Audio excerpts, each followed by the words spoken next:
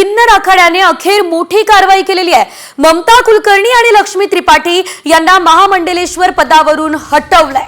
लवकरच नवीन आचार्य महामंडलेश्वर घोषित करणार आहे। तर ममता कुलकर्णीला महामंडलेश्वर बनवण्यात आलेलं होतं आणि हे सर्व काही सध्याच्या महाकुंभ मेळ्यामध्ये घडलेलं होतं। मात्र आता लवकरच नवीन महामंडलेश्वर आचार्य घोषित करणार आहेत।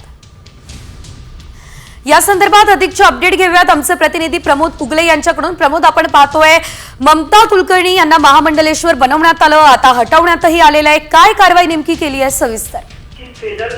किन्नर आखाड्याचे अध्यक्ष ऋषी अजय दास यांनी ममता कुलकर्णीला महामंडलेश्वर पदावरून हटवण्याचं पत्र जाहीर केलंय। या पत्रात त्यांनी असं म्हटलंय की सनातन धर्म आणि देशाच्या हितासाठी हा निर्णय घेतलाय।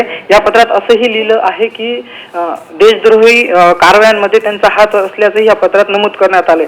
तत्पूर्वी हिमांशी सखी यांनी सुद्धा ममता कुलकर्णीच्या नावाला विरोध दर्शवला होता। ममता कुलकर्णींबरोबरच लक्ष्मी त्रिपाठी यांनाही महामंडलेश्वर पदावरून हटवण्याची कारवाई किन्नर आखाड्याच्या वतीने करण्यात आली।